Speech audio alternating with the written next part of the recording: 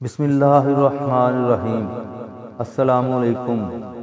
یوں تو نبی پاک صلی اللہ علیہ وآلہ وسلم کی زندگی تمام جہانوں کے لیے، تمام مسلمانوں کے لیے اور غیر مسلموں کے لیے بھی ایک نمونہ ہے، ایک مشعل راہ ہے، اور ان کی پیروی کر کے، ان کے بتائے ہوئے طریقوں پر عمل کر کے نہ صرف ہم دنیا میں کامیابی حاصل کر سکتے ہیں بلکہ آخرت میں بھی ہم کامیابی سے ہمکنار ہو سکتے ہیں۔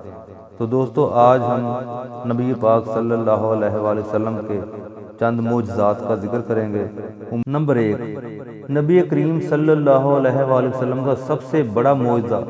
جب کفار نے کہا کہ ہمیں کوئی نشانی دکھاؤ تو ہم مانیں گے کہ آپ صلی اللہ علیہ وآلہ وسلم نبی ہیں، تو اللہ نے کفار کو دکھانے کے لیے نبی کریم صلی اللہ علیہ وآلہ وسلم کے ذریعے چاند کو 2 ٹکڑے کر دیے، جو ہیرا پہاڑ کے دائیں اور بائیں جانب دیکھے گئے۔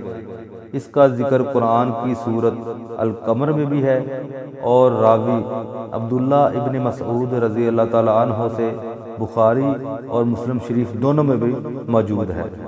نمبر 2، دوسرا معجزہ واقعہ معراج ہے، جو آپ کا زمینی سفر وہ سورہ بنی اسرائیل میں آیا، اور جو آپ کا آسمانی سفر ہے وہ بیت المقدس سے لے کر آسمانوں کا سفر، اس کا ذکر سورہ النجم میں ہے، اور بخاری مسلم میں بھی تفصیل کے ساتھ بیان کیا گیا ہے۔ نمبر 3، بخاری اور مسلم شریف میں اللہ کے آخری نبی صلی اللہ علیہ وآلہ وسلم کا ایک اور معجزے کا ذکر ہے کہ آپ صلی اللہ علیہ وآلہ وسلم سورج گرہن کی نماز پڑھا رہے تھے کہ آپ دوران نماز آگے بڑھے اور آسمان کی طرف ہاتھ بڑھایا اور پھر پیچھے کر لیا اور واپس اپنی جگہ پر لوٹ آئے۔ تو نماز کے بعد صحابہ کرام رضی اللہ تعالیٰ عنہ نے پوچھا، یا رسول اللہ صلی اللہ علیہ وآلہ وسلم، یہ نماز میں کوئی اضافہ ہو گیا ہے یا کوئی اور بات ہے؟ تو آپ صلی اللہ علیہ وآلہ وسلم نے فرمایا کہ نماز کی حالت میں اللہ تعالیٰ نے مجھے جنت دکھائی 7 آسمان کے اوپر، اور میں نے ارادہ کیا کہ میں تمہارے لیے جنت سے انگوروں کا ایک گوشہ توڑ لوں۔ اس کے لیے میں نے ہاتھ بلند کیا، پھر پیچھے کر لیا کہ اللہ تعالیٰ نے نعمتوں کے اوپر پردہ رکھا ہے، اور اگر میں توڑ لیتا تو تم لوگ ہمیشہ کھاتے رہتے، کیونکہ جنت کو فنا نہیں ہے۔ نمبر 4، جابر بن عبداللہ رضی اللہ تعالیٰ عنہ سے روایت ہے کہ صلح حدیبیہ کے موقع پر جب پانی کی قلت ہوئی تو مختلف جگہ سے پانی جمع کر کے بمشکل 1 پیالہ آپ صلی اللہ علیہ وآلہ وسلم کی خدمت میں پیش کیا گیا۔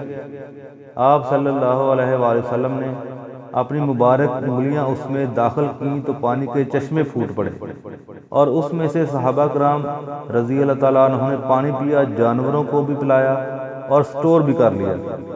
تو تابعی پوچھتے ہیں کہ آپ لوگ کتنے تھے؟ تو انہوں نے کہا، ہم 1,00,000 بھی ہوتے تو پانی زیادہ تھا، البتہ ہم 1500 تھے جنہوں نے 1 پیالے سے پانی پیا۔ سبحان اللہ۔ نمبر 5، بخاری اور مسلم شریف میں ہے کہ جب تم نماز کے لیے کھڑے ہو تو خضوع اور خشوع کے ساتھ نماز پڑھو۔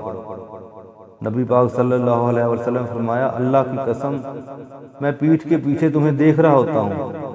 یہ معجزہ بھی آپ صلی اللہ علیہ وسلم کے ساتھ اللہ کی طرف سے اٹیچ تھا کہ آپ صلی اللہ علیہ وسلم جیسے آگے دیکھتے تھے ویسے ہی پیچھے دیکھتے تھے۔ نمبر 6، آپ صلی اللہ علیہ وآلہ وسلم کے پسینے سے خوشبو آتی تھی، اور صحابہ اکرام آپ صلی اللہ علیہ وآلہ وسلم کے پسینے کو خوشبو کے طور پر استعمال کرتے تھے۔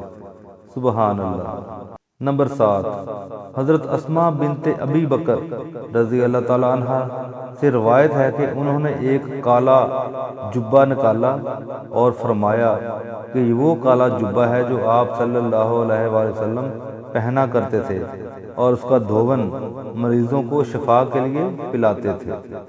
نمبر 8، اسی طرح بخاری اور مسلم میں آیا ہے کہ صحابہ کرام رضی اللہ تعالیٰ عنہ اجمعین آپ صلی اللہ علیہ وآلہ وسلم کے وضو کا پانی نیچے نہیں گرنے دیتے تھے اور اس کو اپنے جسم کے اوپر ملتے تھے۔ نمبر 9، بخاری شریف اور مسلم شریف میں آتا ہے کہ ام سلمہ رضی اللہ تعالیٰ عنہ نے آپ صلی اللہ علیہ وآلہ وسلم کا ایک بال مبارک نکالا اور کہا کہ یہ نبی پاک صلی اللہ علیہ وآلہ وسلم کا وہ بال مبارک ہے جب ہمارے ہاں کوئی بیمار ہو جاتا ہے تو وہ برتن بھجوا دیتے ہیں، تو میں اسے پانی میں گھول کر انہیں دیتی ہوں تو وہ پی لیتا ہے اور شفا یاب ہو جاتا ہے۔ اللہ اکبر، اللہ اکبر کبیرہ۔ یا اللہ تیرا لاکھ لاکھ شکر ہے کہ تو نے ہمیں مسلمان پیدا کیا اور آخری نبی حضرت محمد صلی اللہ علیہ وسلم کی امت بنایا۔ اس پر بھی ہم اللہ کا جتنا شکر ادا کریں کم ہے، اور دعا کریں اور دعا کرتے ہیں اور دعا کرتے رہا کریں ایک دوسرے مسلمان بھائیوں کے لیے بھی کہ اللہ تعالی ہم سب کے صغیرہ کبیرہ گناہ معاف فرمائے اور تمام مسلمانوں کو قبر کے عذاب سے محفوظ فرمائے اور جنت الفردوس میں جگہ عطا فرمائے۔ آمین ثم آمین۔